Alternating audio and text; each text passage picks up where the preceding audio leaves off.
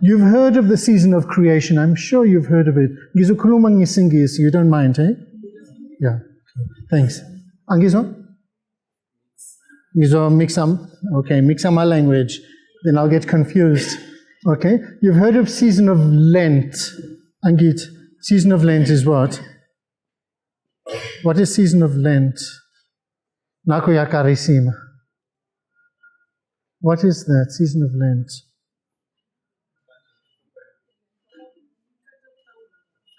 Okay, it's Skadyog. Okay. So the time for preparing, what comes at the end of Lent? Pasika. Okay, Easter, Good Friday. So season of Lent we know. Season of Advent? Okay, that's the time where we're waiting for the Lord for Christmas. So there's a season of 4 weeks of Advent before Christmas. Season of Lent is 40 days before Easter. So now this new season is a new season which is the whole of the month of September. The whole of the month of September, plus 4 days in October. And I will explain to you why.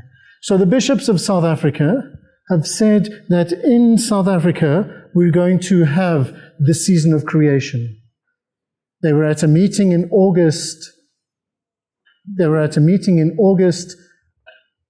A plenary meeting, and then they had just come from Kigali, where there was a meeting of all the bishops of Africa, and the bishops of Africa said every bishops' conference must decide for itself whether we will have this season of creation. So in August, our bishops, they had a meeting. Every year they have their meeting. Were you there, Father? Were you there? Philani? It's just only the bishops there. So at that meeting, our Southern African bishops said, we will have the season of creation in South Africa. So I didn't invent this whole thing. I've taken it from a man who works for the World Council of Churches.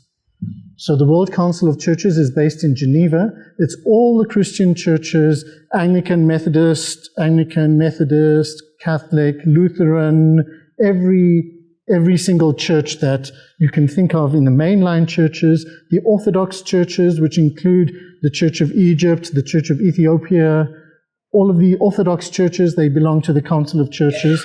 This man is a Greek Orthodox, and so he made a presentation. I watched his presentation, and then I said, that would be very, very nice if I can use his presentation. Yaberek. Thank you. So what are we doing? We're remembering God, the Creator. Okay? So this season of creation is to think of God as our Creator. And God doesn't have to be Lechoa with a long white beard, Jengam. Okay? God, we can picture God as Creator any way we like. He doesn't have to be Lechoa, Mlungu.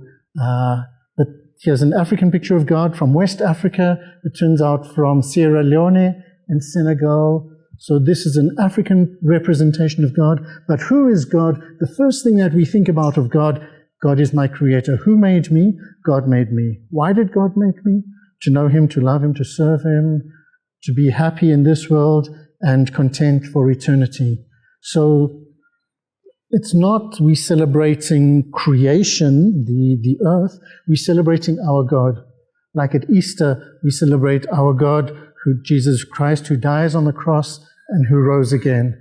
At Advent, we're celebrating Jesus, who's going to be born. The Son of Man becomes human beings. So at this time, season of creation, we're thinking of God who's there right from the very first moment of time. God is our Creator. We'll have a picture later on of Nkulunkulu. Also, who is Nkulunkulu? Okay, it's God again. But so that's from West Africa. Later we'll see a picture of Nkulunkulu from Southern Africa. It's not a photograph, eh? It's just somebody's imagination. How do we think of God? What does God look like for me? What does He? But for me, He's my Creator. We sing a song, Klomoya Mopi Waruna. Yeah, we know that. Come, our Creator. Okay? And that's what Jesus is. The Father is our creator. So what is the season of creation? What it's about? It's a period every year that Christians, all the Christians around the world, not just here in Africa, not just Catholic Christians, but Christians by Christe Bohle, all Christians around the world, we start on the 1st of September, so we started on Monday, and it goes to the 4th of October. 4th of October is what?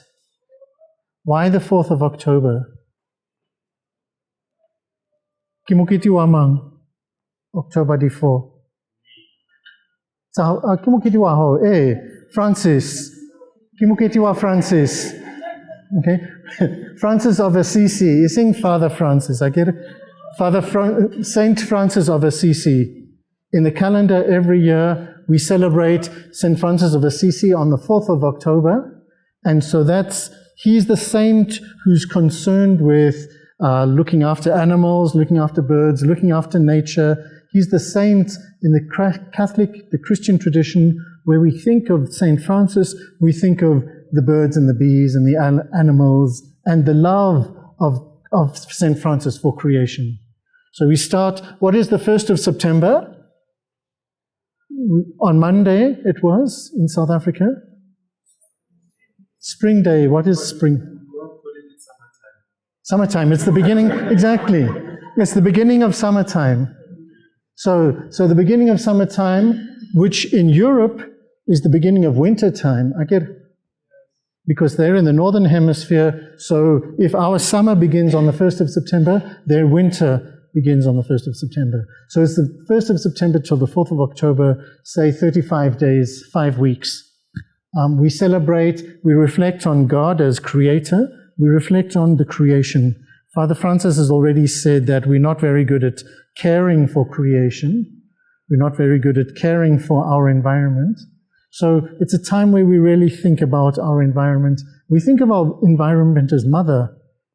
Pope Francis writes, Mother Earth.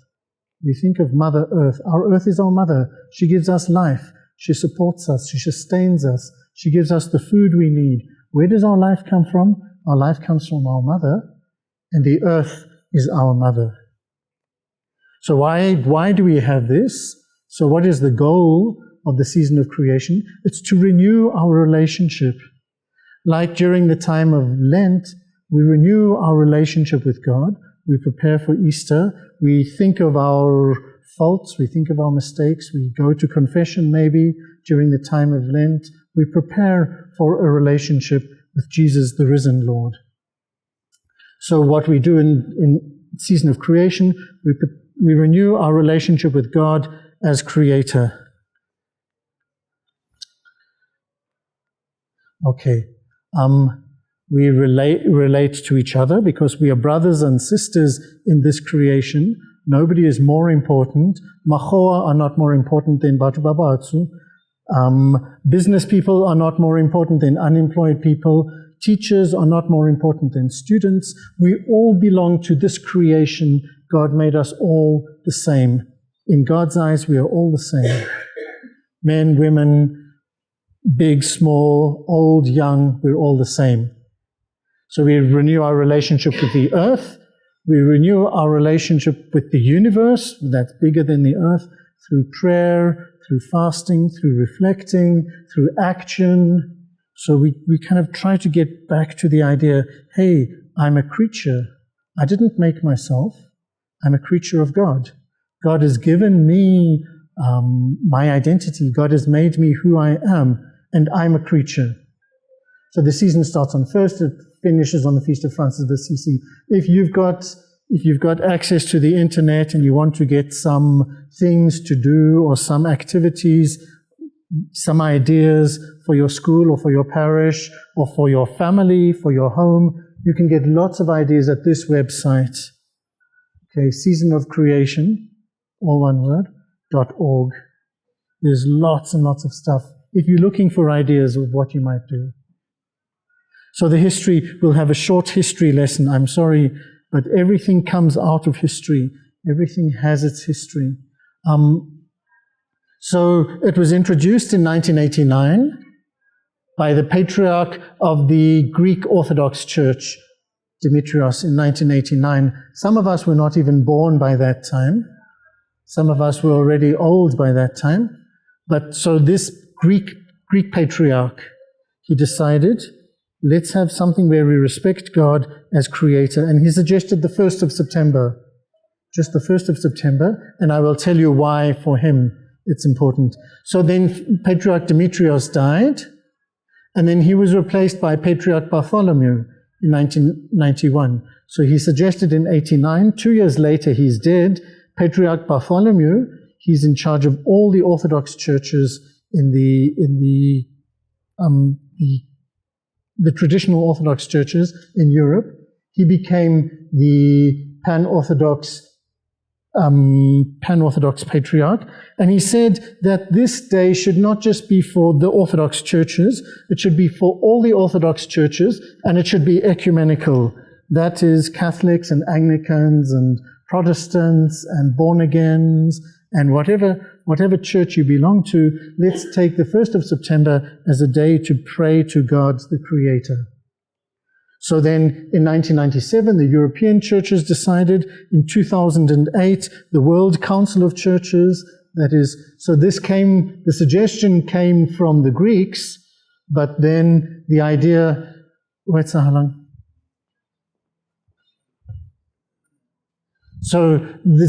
the idea came from the Greeks, but then it was accepted by the World Council of Churches. WCC, World Council of Churches, accepted it, and they said in 1997, yes, we will take this for the Anglicans and the Methodists and the Lutherans and the Presbyterians and all those other churches which are not the Catholic Church. So then 2015, Pope Francis comes. He was elected in 2013. He thinks about it for 2 years. Then in 2015, he said all Catholics also, we should participate in the World Day of Prayer for Creation. So in 2015, he writes a letter to all of us. We can see it on the website of the Vatican. And he said that we should have a World Day of Prayer for Creation. We should also then start thinking about the season of creation. So every year, since 2015, Pope Francis and now Pope Leo has written a letter, Catholics, this is what we should pray for. Every year there's a message for us about season of creation. And then since 2016, it's happened in every church. So since 2016, it's been global, it's been annual, that's every year. And Christians from all different denominations come, and we call it the season where we pray for God's creation. This is the man, the first one, Demetrios. He died in 1991. You see that? He died in 91, and he was replaced by Bartholomew. Bartholomew. You've seen this picture, haven't you, this man? He's with Pope Francis all the time. He's a big friend of, well, I'm sure now Pope Leo as well. But this one, Bartholomew and Pope Francis, whenever there's something going on in the world that they need to speak about, refugees or creation or war, this patriarch of all the Eastern churches, the Orthodox churches, and the patriarch of the Roman Church, that is our Pope, they get together and they talk about what the Christian duty is. So it's not just this man speaking, he's Greek Orthodox, but I mean, it's the churches coming together to have one voice, one Christian voice. And the more we speak as with one voice, the stronger we will be giving our Christian witness.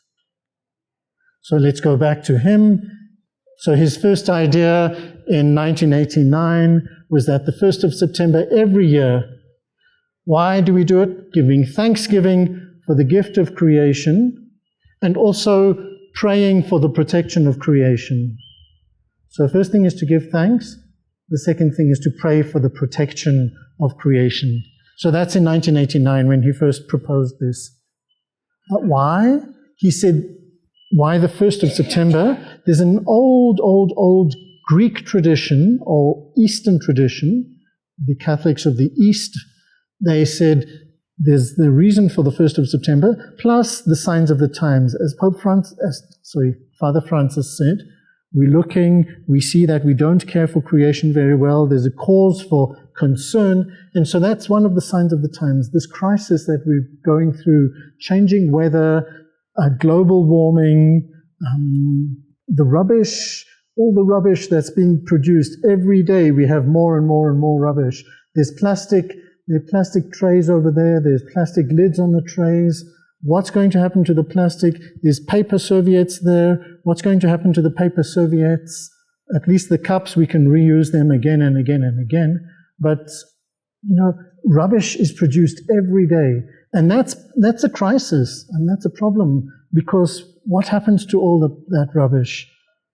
Father Francis said that at home they used to bury it and they would compost what could be composted, they would burn what had to be burnt, but that's not what's happening. I'll show you a picture later of Tembisa and we can just say, do I recognize that? So why the 1st of September? There's the old Greek idea of the 1st of September is the beginning of the year. Then there's the problem of our times. We put these two together, and that's why we need to have a day of praying for creation. I won't read that. So these are all the Orthodox churches. It seems that the Orthodox have a different church in every country. Okay. That Constantinople is now, Constantinople is now the city that we call the capital of Turkey. What's the capital of Turkey? Istanbul. So Constantinople is now Istanbul. Alexandria is in Egypt. Antioch is in Turkey. Jerusalem in Israel. Russia, Serbia, Romania. All of these European countries, each one has got his own patriarch. And so the ecumenical patriarch, so that says ecumenical patriarch. Okay, that's in Greek writing. The ecumenical patriarch is the one who brings together all of these churches. But then there are 5 other Orthodox churches in Egypt, in Ethiopia, in Syria that don't belong to this. So there are 5 other Orthodox churches. Okay. But in 1992, all of these guys said, yes, we'll have the season of creation in our church. In 2015, Pope Francis writes this letter. This is just a picture from the website of the Vatican. So the Holy See, Pope Francis's website. And he wrote a letter to all of the Catholics. You can find it there. A letter to establish the World Day of Prayer for the Care of Creation. So that's from Pope Francis. What does the letter say? Somebody, can you read for us, please?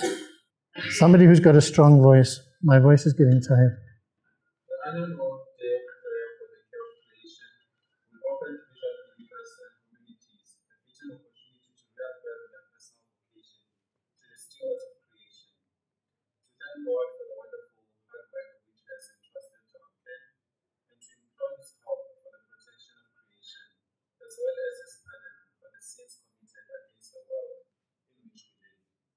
The celebration of this day, on the same date as the Orthodox Church, will be a valuable opportunity to bear witness to our growing communion with our Orthodox brothers and sisters.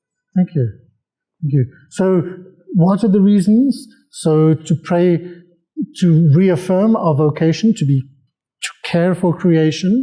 We thank God for the wonderful gift of creation, God's work. We ask God's help to help us to protect creation, and we ask God's forgiveness for the sins that we make against creation. Now, that's a thought that I had recently. What does it mean, I'm sinning against creation? I'm sinning against creation. Anybody?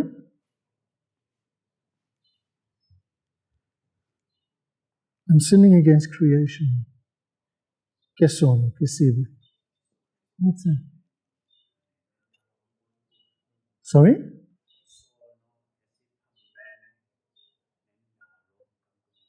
Okay. For example, Yangolisa, Ilahla pants. Sorry? Not taking good care of the place. Yeah? Dade?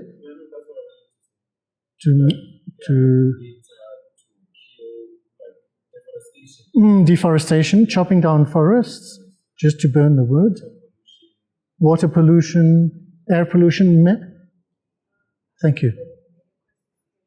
Disturbing the ecosystem. Some example, please. One example.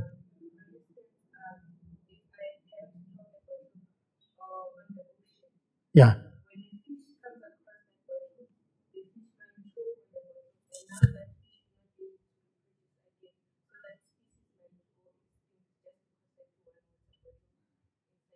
That's a perfect example, thank you. Because the water bottle doesn't stay there as a water bottle. It breaks up into small pieces. The small pieces go into the fish.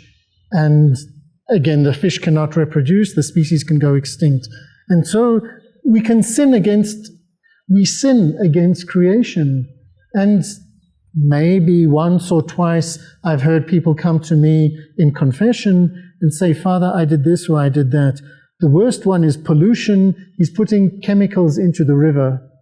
Okay? So a factory in KZN, a wood factory, a wood mill, paper mill, they're putting chemicals into a river, and that makes the river poisonous, and the fish and the frogs and the birds and things can no longer live in that river. But it's just as much a sin to throw plastic or to throw paper, to throw things away. So Pope Francis has kind of changed the way we think. Okay, we thank God for creation, beautiful, thank you, Lord, this is wonderful. But also we have to protect creation. I have to protect creation.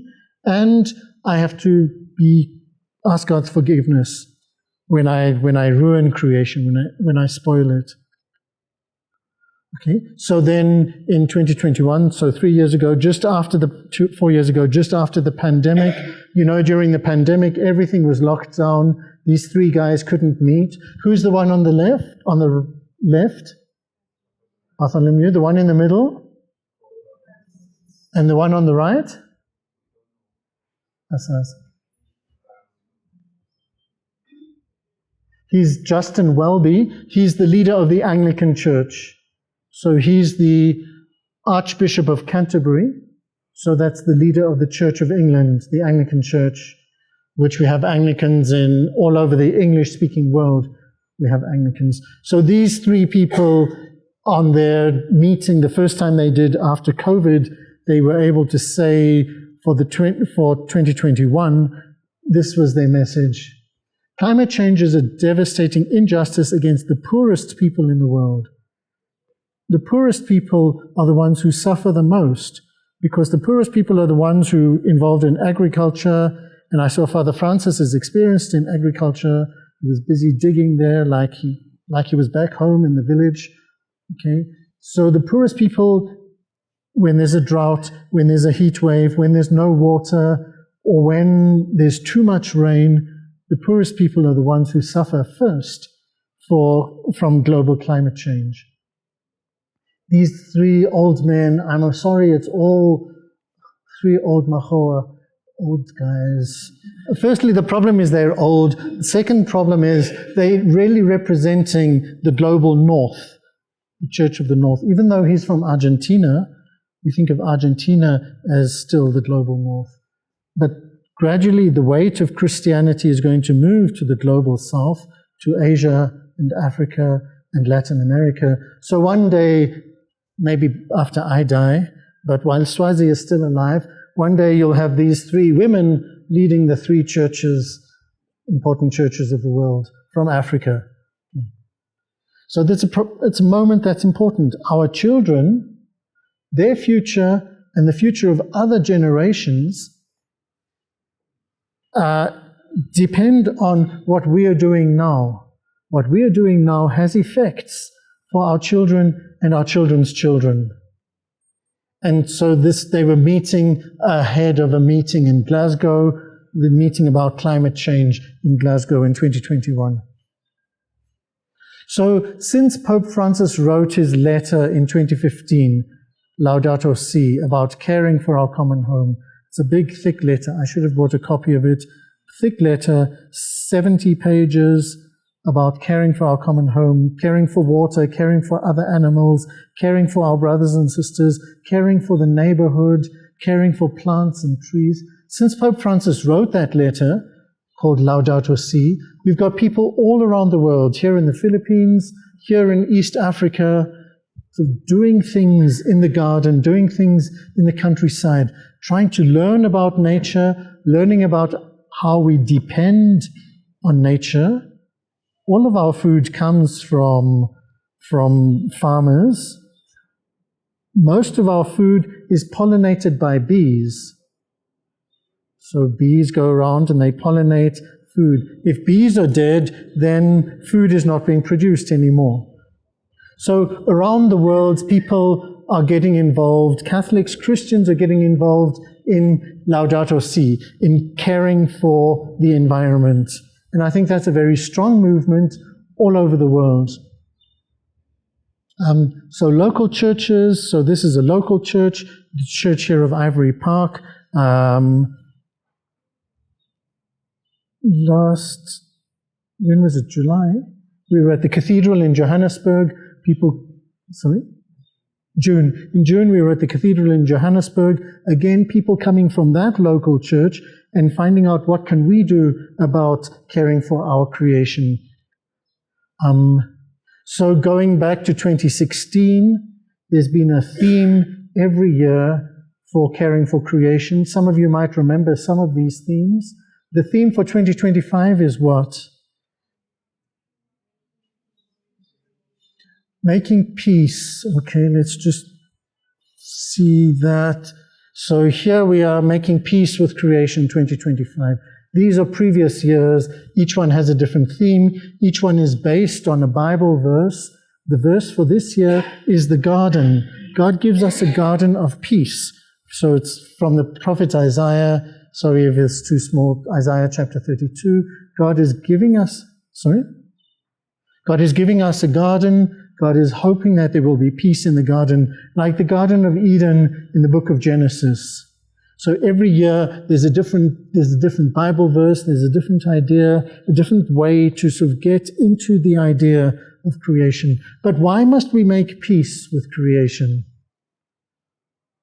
Why did they decide to make peace with creation to be the theme? Are we at war that day? We're not necessarily at war, but because of the disasters that we see, we can sort of see the response of Mother Earth, things like your flooding, heat that we're not experiencing. So it's as if the earth itself is responding in anger and pain towards the pain that we caused it. Okay. So making peace with it means then trying to regulate it to go back to its normal position. Okay, so the earth is fighting back. So the earth is going dry. I mean, in some places there's a terrible drought. We wanted to go back to the way it was, a garden of peace. And it's really because of the activity of human beings, maybe not you and me specifically, but the activity of human beings is making creation very, very hostile. Creation isn't supporting people the way it used to. Okay, the environment is suffering. And because the environment is suffering, it's not able to support human beings as much as it used to. We've got beautiful ideas, beautiful burning bush. There's also peace. We need peace in the world, in Israel and Palestine, in South Sudan, in Mozambique, the north of Mozambique. You've got conflicts, people being killed, people being chased away from their homes. In Sudan itself, in Russia and Ukraine. And whenever people are fighting, when two elephants have a fight, what happens? The grass gets trampled. When Russia and Ukraine have a fight, they leave bombs all over the place. Sometimes the bombs haven't exploded. Sometimes the bombs devastate the trees, the grass, the planet, everything like that. So when there's war between nations, that actually means we're also declaring war on creation. Creation suffers. When two elephants fight, the grass gets trampled. So that's the International Committee planning for Laudato Si, for Season of Creation. So that's that doesn't really matter. But, if you're looking for some ideas, you go to that website, Season of Creation, and you'll find a lot of this material available. So there are different names for the 1st of September. In South Africa, we call it Spring Day. I haven't even put it there because we know that. So the European churches call it the Feast of Creation or the Creation Time. In the Philippines, they call it Creation Day. In the World Council of Churches, they call it Creation Day, 1st of September. It's got different names in different places. But why the 1st? This one we've done already. But in the old Eastern churches, this is in the 5th and 6th and 7th centuries, it was regarded the 1st of September is the beginning of the year. That was the first day of their year. So like we've got 1st of January for the beginning of the year. Still in the Greek churches, in the Orthodox churches, the 1st of September is the start of their agricultural year. It's the start of their financial year. It's the start of their civil year.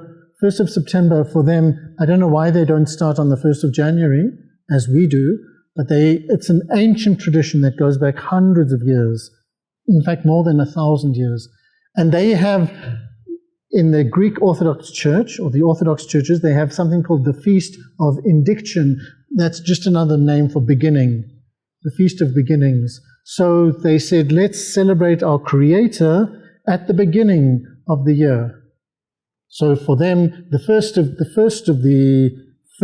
first month is the 1st of September, and so that's why they've always celebrated the feast at the beginning of the year. And so then when Pope Demetrios said, let's have a day of prayer for creation, the day of creation, the very first day they can think of, is the 1st of September. Okay, last year in Assisi, where St. Francis comes from. Have you ever been there, Francis? So where Father Francis goes, okay, where St. Francis is from, we had people from all different churches around the world meeting in Assisi, and they decided, all the churches, they decided ultimately we'll take the 1st of September as a common liturgical feast. Liturgy means what we do in the church, what we do when we go and sit there in the church. When Father is saying Mass, when Father is hearing confessions, when you're doing baptisms or communion or confirmation, this is all called liturgy, what the people are doing in the church. So these guys from all around the world, the Catholic Church was represented there. I don't see Pope Francis, but the Catholic Church was represented. They come back to Rome and they say, here's this big proposal. I know there was an African sister from Kenya whom I know, she was there, Kinikonda. I don't see her picture there. Anyway, they from all over the world, they said, we'll agree with the Orthodox 1st of September. Okay, talk. So this is try to explain why, when they had a meeting again in Assisi in this year, 2025, they said it must be theological. It's about God. It's not about social justice or ecological justice. It's not about kind of fighting with people who produce plastics. It's not about making farmers feel guilty because they're using chemicals or anything like that. It's a thing that we're focusing on God. It's a theological reason to do it. And so, okay, it's all about God. Okay, who's this guy? Who's this one here?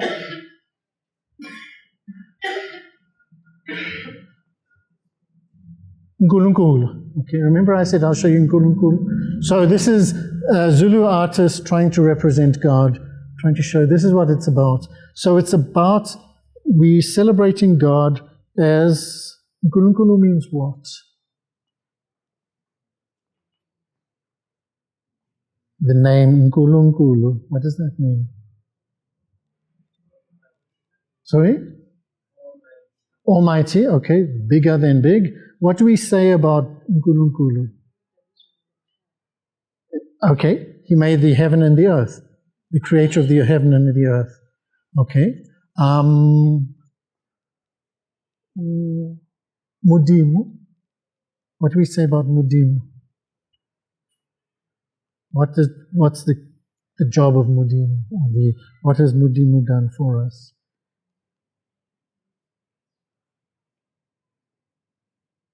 I believe in money. What we say in the creed, Kasisutu. Kya holako Mudimu limu mupiwa maker of the heaven and the earth. So this could be Mudimu, it could be Mbelingang, it could be Utito, it could be anybody. It's just a sort of African idea that God is not a Lechoa. He's not the God of Machoa. Okay? So our God is a creator God. This is what we remember. So the vision is God, the creator. The bishops, all the bishops in the year 325, they came to the council in a place called Nicaea, which is in Turkey. And that 1700 years ago, the year 325, all the bishops came together and they started making this creed. We call it the Nicene Creed, the Creed of Nicaea. And that's where we say we believe in one God, the Father of Almighty. And this is the text here of our creed. 1700 years ago. And then this is the idea of caring for creation, young people from around the world caring for and protecting the earth. So that's what the vision is. Christians from all over the world caring for creation, protecting the church. We have ecologically friendly churches. I see you've got recycling here. I think that's fantastic. You've got plastic, you've got metal. Have you got glass recycling? That's the next step, Angit. Next step is to have a glass collection. Okay, because glass, you see glass lying around on the streets, in the sidewalks, everywhere. Okay? So we want to be an ecologically friendly church. Here, Holy Rosary wants to be ecologically friendly. We've got the same calendar for all of the Christians around the world. We celebrate the Feast of Creation on the 1st of September. We celebrate the season of creation for the whole of September. What's the way forward? So the bishops in Kigali in August said, we leave it to every bishops' conference to choose whether to take it or not. In the Southern African Bishops' Conference, they said, the Southern African bishops, they approved of the observance every year of the Feast of Creation. So they're going along with all the other bishops in Africa. So that was in August this year. Oops.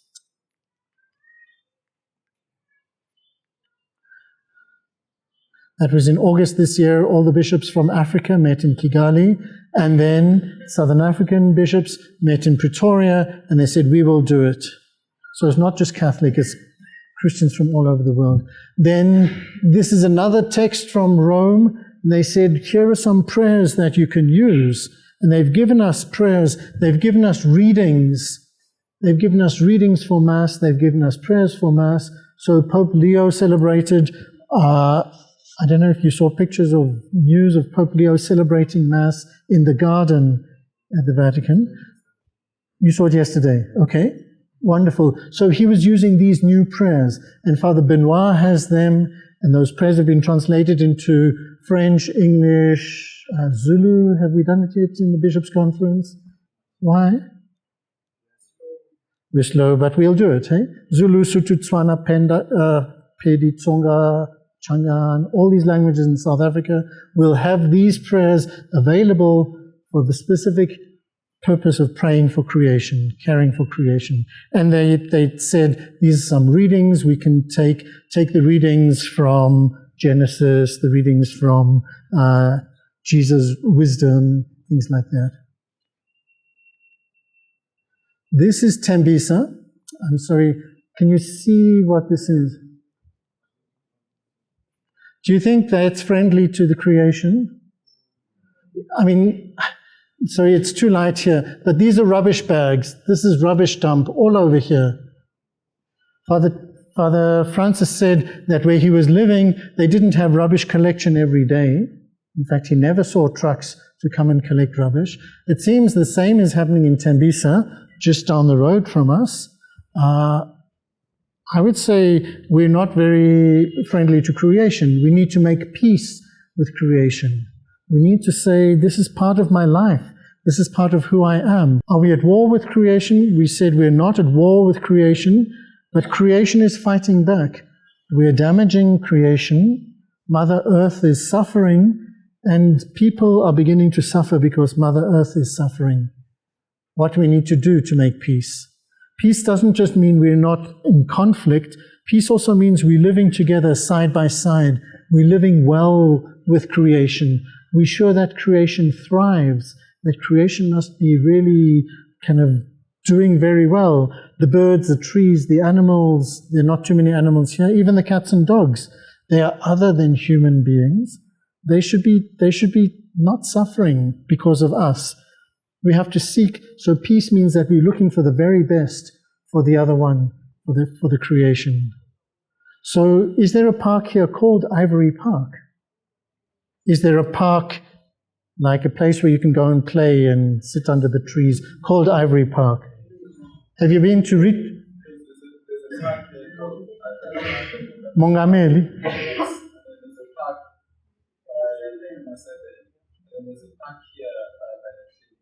Okay. Is that a place where you would like to go and have a picnic? Was there rubbish all over the place and dust and...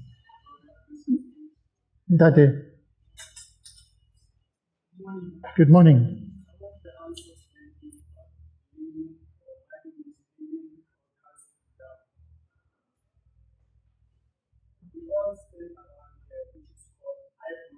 Okay, it was a... yes.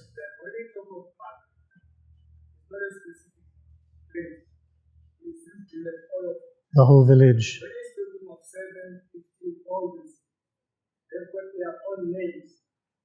Okay, I'm with you.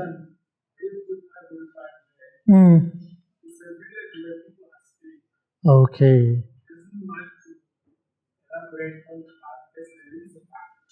I see, okay.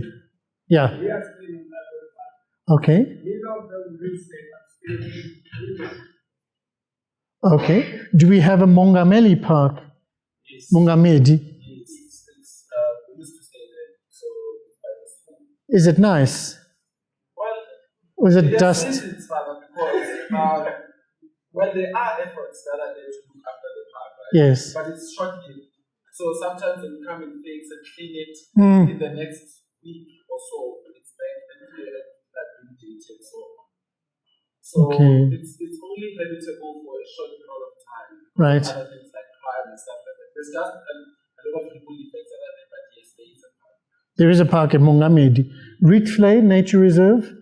Has anyone ever been to Rietvlei Nature Reserve? Gregory. How often?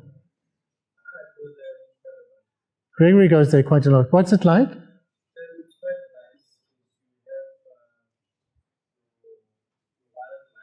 You have Mm-hmm.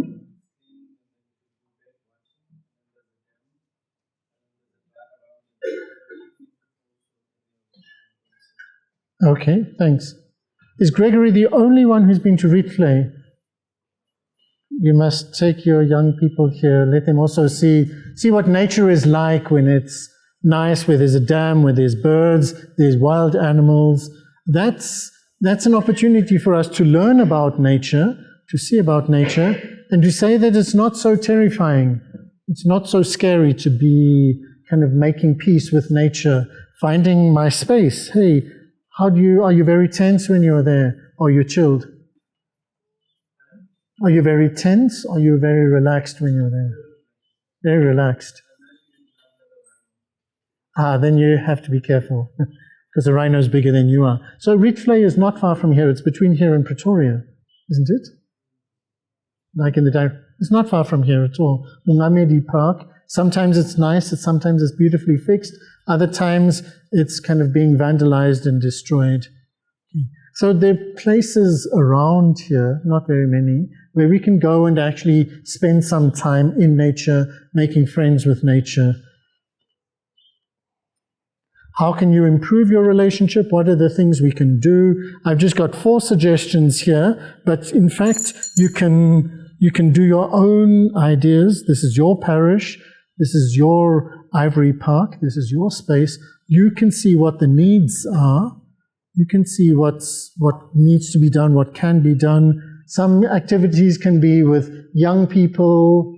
So young people, they go and learn, they go and get educated. Other things, you donate, you make a donation to city council to fix the space or something like that. This is all kind of what happens at civic level, not at the government level, not coming from Pretoria, not coming from the city council. But what are the things that we can do? We can plant seeds, for example. In a few minutes' time, we're going to plant some trees. And I tried to find trees that match that tree there. There's some other trees that, like that. The one in the center there is a cypress tree, which is tall and thin, and it goes up rather than spreads out because you've got very little space here. So that's why we've got cypress trees which grow up like that. But you can plant seeds, even in your garden. I see there's a peach tree there. I lived in Orlando West for years. I lived in Kwakwa for years. Every winter, every summer, the peaches come. And the Basotho there in Kwakwa, Kwagabedi, they're eating peaches for months because, nature is providing for us. Nature is kind of giving us what we need. And so these are some ideas, like a cleanup. That's an idea. It's not Peter saying, or the bishop saying, you must do this or you must do that. But the question is, and you're going to have time to speak now among yourselves, what are the things we can do here in the parish of Holy Rosary, or students in a particular school in Holy Rosary? How can you improve your relationship with nature? It's not up to somebody from Johannesburg to tell you what to do here. It would be stupid, pointless. Okay, so I'm finished. I still have 10 minutes. Well, I think during those 10 minutes, we can have some questions and answers, or we can break into smaller groups, and you can work out what are we going to do here, what would we like to do, what is our vision. Is it just that the church must be pretty, or even my street, or even kind of, what do I do in Kigali, in Rwanda? Every Saturday, people go out and sweep the streets. Every Saturday. I've been to Kigali twice, not because I want to go there, but because we had meetings there. I've been to Kigali twice. The streets are spotless. Even Mr. Kagame goes out and he sweeps the streets on Saturdays, or Mrs. Kagame. One of the family goes out, and you don't see junk, you don't see paper, you don't see condom packets, you don't see rubbish, you don't see, chicken licking boxes all over the place in Kigali. It's a spotless place. So for me, it's not really a question, it's just an observation and a concern, maybe if I can put it in that way, because I'm seeing a paradox that is happening here, in the sense of, in communities here where we live, there are efforts where people are, putting things in the rubbish bins and so on. And I know we are saying the government mustn't, or like what Father was saying, it's not even a government thing or a municipality thing, it's a God thing. But sometimes, like the picture that you showed us there, of Tembisa. Of the plastics and so on. Some people made efforts to make a specific area clean, and then they put everything there so that it may be collected, but it doesn't get collected. And over time, because of population and how, like, we're not in the township, we end up gathering. And then when we burn these things in different locations, then it's like mass pollution again to the creation. So, like I said, it's not that the question is just an observation. So that is the first point, where it's not that some people don't necessarily care about it. They do put it in the rubbish bins, and the rubbish bins are not collected, then they are full. And before you know it, you need to put stuff in the plastics, and then you need to find a place to put them together. And then they're not being collected. And then over time, because of wind and because of whatever, And then there's poverty again. There's an issue of poverty where we see a lot of people are opening the rubbish bins, they need food, they need this, you know what I mean? So that is the first point that I'm observing. And then the other one is the ripple effect of poverty, where there are areas where people don't have basic things like your rubbish bins and electricity and water. Even water, yeah. And so on. They don't have those basic things. So now their priority is no longer a fact of looking after creation in a theological manner. It's a question of survival now, to say, what can I get now for me to live and survive? Yeah. So I think those are things that, and then the other thing is like things like industrialization.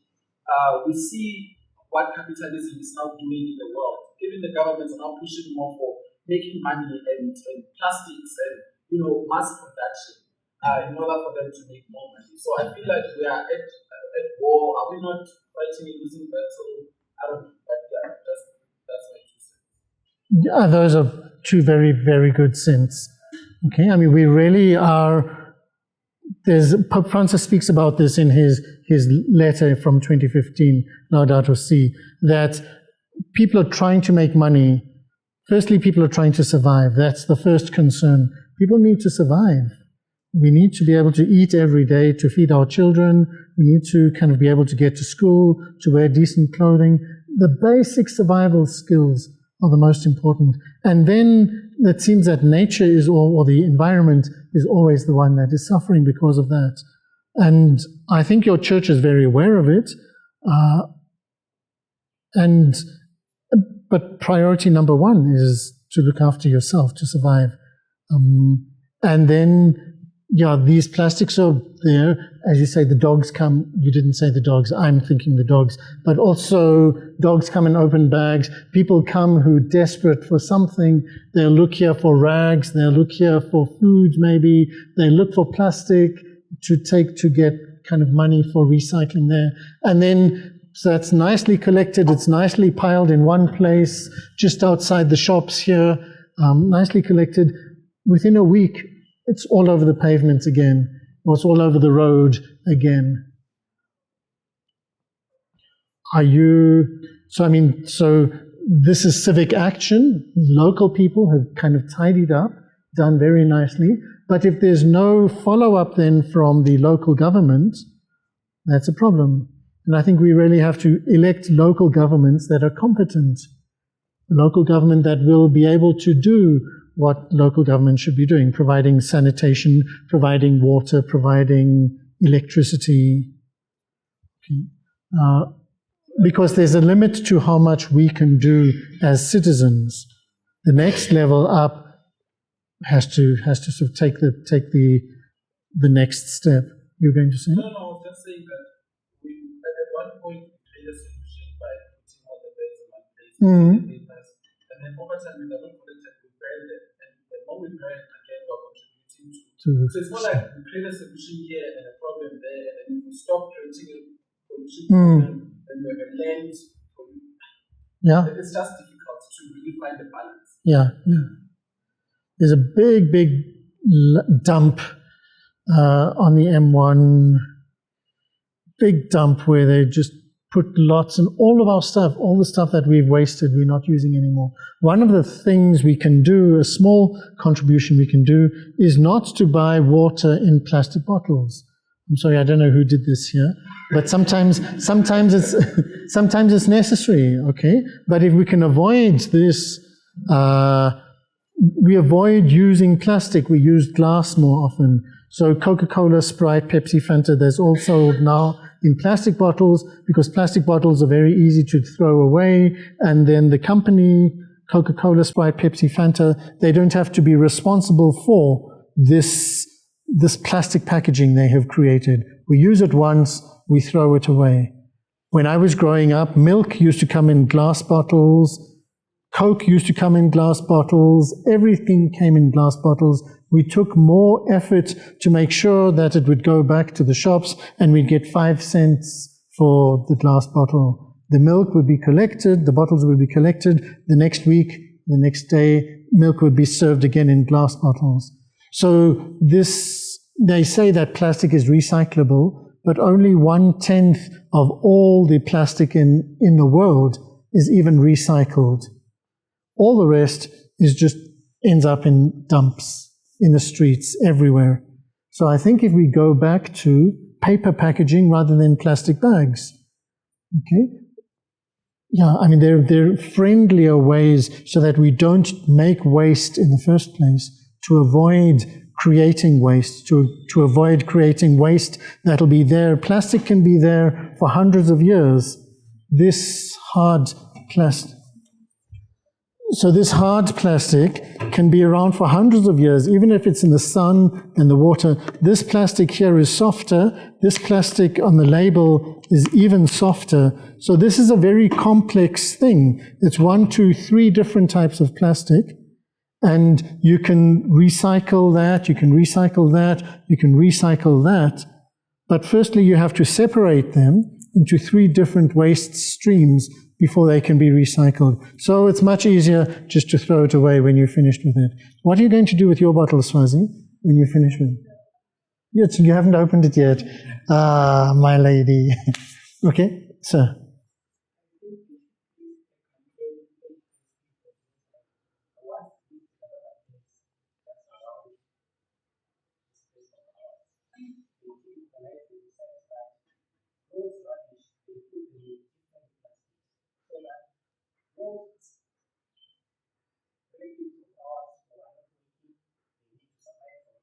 Mm.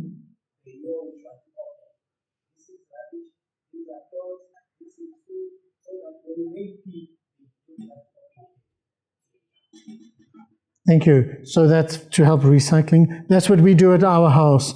We've got a rubbish collector for cardboard. We've got one for metal. If we've got tins or aluminium foil or any metal, that goes there. Plastics go there, and papers go there. And then we've got a compost. We've got a compost at the bottom of the garden. So we separate our waste into 5 different types of things. And on Tuesdays, we put it out on the street, and there are men who come early in the morning to collect the cardboard. Other guy comes, we know them, these guys with their trolleys. They come, somebody else comes collecting only plastic. Somebody else is collecting only the tins, and another one only glass. And so there are waste streams in South Africa, and these people know where to get money because waste is valuable. They know where they can get money and income from the glass or the metal or the plastics. And so if we can do that, I see you're doing it here in the parish. I think it's amazing. I think it's really good. I've seen it in our school in Orlando West, St. Martin de Porres in Orlando West. They collect glass, and the school gets money for the glass, and that comes into school funds. That's telling me to quiet. Okay. Do you want to take over, Father Francis, or organize a discussion or whatever's next on the program? So they gave me 1 hour to talk. I've spoken for 1 hour, so the program continues.